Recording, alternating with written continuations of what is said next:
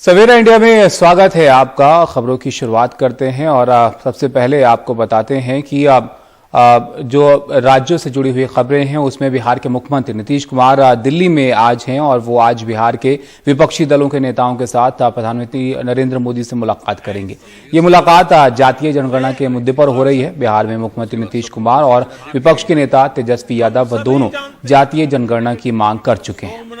मंदिर की पुनर्निर्माण से लेकर वो भी नाम देने वाले हैं, भव्य विकास की ये यात्रा। जातीय जनगणना एक बहुत ही महत्वपूर्ण मुद्दा है मुख्यमंत्री जी। महत्वपूर्ण मुद्दा है और बराबर हम लोग ये कहते रहे हैं, ये हो जाए तो इससे अच्छी कोई बात ही नहीं है। और ऐसा नहीं है कि कोई बिहार में ये सोचे, ये पूरे देश में सब जगह लोग इसको सोचते हैं। इसको एक बार कम से कम जरूर करना चाहिए, हम लोगों की राय है और इसी दृष्टिकोण से मिल करके हम लोग अपनी भावना रखेंगे।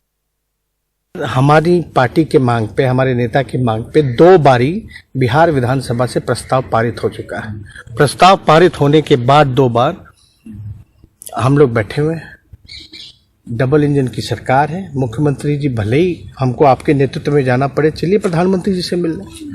मुख्यमंत्री जी भी हाथ पे हाथ धरे बैठे हुए थे। कुछ गाड़ी तो बढ़ नहीं रही थी प्रस्ताव पारित होने के बाद। तो हम लोगों की मांग पे मुख्यमंत्री ने प्रधानमंत्री से समय मांगा। देरी समय मिला, लेकिन समय मिला है तो कल जाकर के इस चीज को जो है मांग को उनके सामने उधर बिहार बीजेपी के नेता और राज्यसभा सांसद सुशील कुमार मोदी ने ट्वीट कर साफ किया है कि बीजेपी कभी जातीय जनगणना के विरोध में नहीं रही है। उन्होंने लिखा कि भाजपा कभी जातीय जनगणना के विरोध में नहीं रही, इसलिए हम इस मुद्दे पर विधानसभा और विधान परिषद में पारित प्रस्ताव का हिस्सा रहे हैं। प्रधानमंत्री नरेंद्र मोदी से मिलने वाले बिहार के प्रतिनिधिमंडल में भाजपा शामिल है। जातीय जनगणना कराने में अनेक तकनीकी और व्यवहारिक कठिनाइयां हैं, फिर भी भाजपा सैद्धांतिक रूप से इसके समर्थन में है। रक्षाबंधन के मौके पर मुंबई की आरे कॉलोनी में लोगों ने वृक्षाबंधन का आयोजन किया। इस मौके पर पेड़ों को राखी बांधी गई और इसके जरिए आरे को मुद्दा बनाकर सत्ता में आए नेताओं को आरे का जंगल बचाने के उनके वादे याद दिलाए गए। रविवार के दिन मुंबई के आरे में लोगों ने पेड़ों के साथ कुछ इस तरह वृक्षाबंधन का त्योहार मनाया।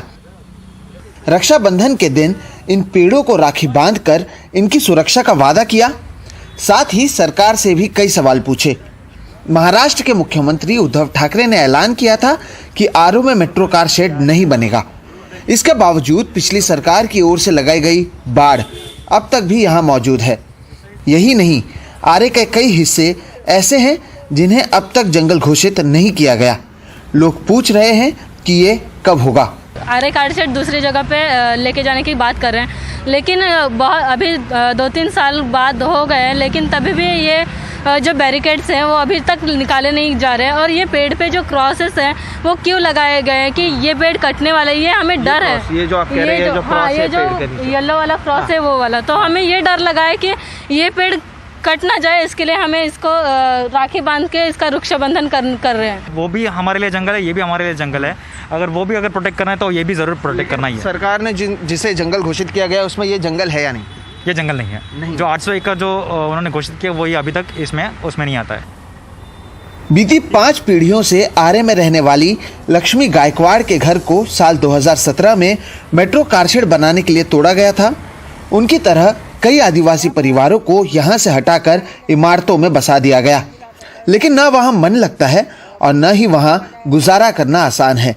सरकार से उनकी मांग है कि अब जब मेट्रो नहीं बन रहा तो इन्हें वापस आरे में ही बसा दिया जाए। यहाँ पर हम लोग कुछ जंगली भाजी लेके आता था, कुछ जंगल से भाजी लाता था, जाके बेचता था। केली का पत्ता लगाया था, वो जाके बेचता था। तो मेरा कैसा भी गुजारा होता था। 200-250 रुपये मेरे को दिन को मिलता था। अभी उधर तो 10 रुपया नहीं मिलता, तो कैसा गुजारा जाएगा हमारा? क्या करेगा मैं इधर? हाँ, मैं वापस आएगा इधर।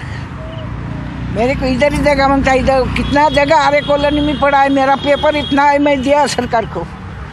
अब मेरे को जगह दो, मेरे को ये नहीं मांगते। लोगों को एक डर ये भी है कि कहीं कारशेड को वापस आरे के जंगल में न ले आया जाए, क्योंकि अभी तक ये तय नहीं हुआ कि आरे से हटाए जाने के बाद अब कारशेड कहाँ बनेगा।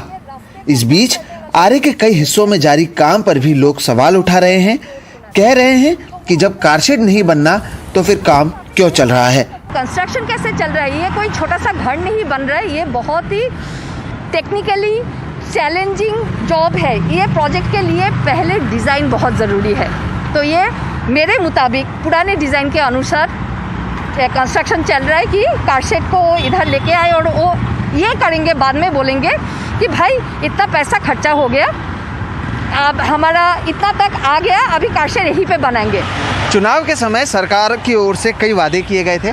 चुनाव के बाद ये दावे भी किए गए कि उन्होंने अपने वादों को पूरा किया, लेकिन हकीकत यह है कि जितना काम आरे में किया जाना चाहिए था इन जंगल को बचाने के लिए उतना हुआ नहीं। और लोग वही कह रहे हैं कि अगर सरकार वाकई आरे को बचाना चाहती है तो अपने वादों को पूरा करे।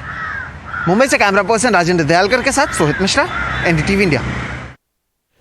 रक्षाबंधन का त्योहार सिर्फ भाई बहन की रक्षा और उनके अटूट बंधन का नहीं होता, बल्कि पूरी पृथ्वी पर हमारे और आपकी जिंदगी को जीवन देने वाले जितने भी तत्व हैं उन सभी की सुरक्षा और सुरक्षा का संकल्प हम सबको लेना चाहिए।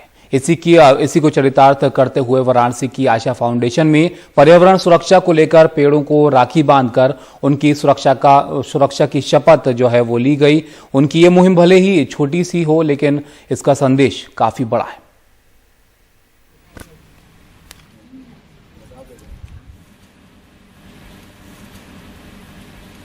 ये राखी पेड़ों की रक्षा का बंधन है। वाराणसी की छोटी सी आशा फाउंडेशन ने रक्षाबंधन के त्योहार को कुछ ऐसे ही अनूठे तरीके से मनाया। अपने सगे भाई बहनों की तरह पेड़ों को बचाने का वचन लिया।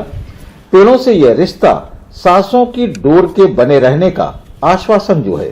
कोविड के समय ऑक्सीजन की कमी से हुई मौत को कौन भूला होगा। आज हम लोग छोटी सी आशा फाउंडेशन की तरफ से बहुत कोविड-19 में ऑक्सीजन की कमी की वजह से हम लोगों ने ये शपथ लिया कि हम लोग पेड़ लगाएंगे, पेड़ को काटने से बचाएंगे। हमारी आंटियाँ, दीदियाँ और सारी ग्रुप मेंबर्स जितने हमारे आशा छोटी सी आशा संस्था की तरफ से थे, हम सब ने मिलकर ये राखियाँ बनाई तथा ये लगाया पेड़, जिससे कि हम लोग ऑक्सीजन है, पेड़ है तो ऑक्सीजन है तो हम है, वरना कुछ भी नहीं। इस खास वृक्षाबंधन में सिर्फ बड़े ही नहीं, बच्चे भी उसी उत्साह से आगे आए, हरियाली को बनाए और बचाए रखने का संकल्प लिया। कोरोना में ऑक्सीजन की बहुत कमी हुई, इसलिए आज हम लोग राखी बांधकर पेड़ को बचाने की शपथ लेते हैं। पेड़ पर्यावरण का संतुलन बनाए रखते हैं। त्योहारों को पर्यावरण से इस तरह जोड़ना एक सकारात्मक पहल है, क्योंकि हरियाली है तो सांस है और सांस है तो आस है। इस संस्था की पहल भले ही आपको बहुत छोटी नजर आ रही हो, लेकिन इसका उद्देश्य और मकसद बहुत बड़ा है, लिहाजा इसका संदेश दूर तलक जाएगा।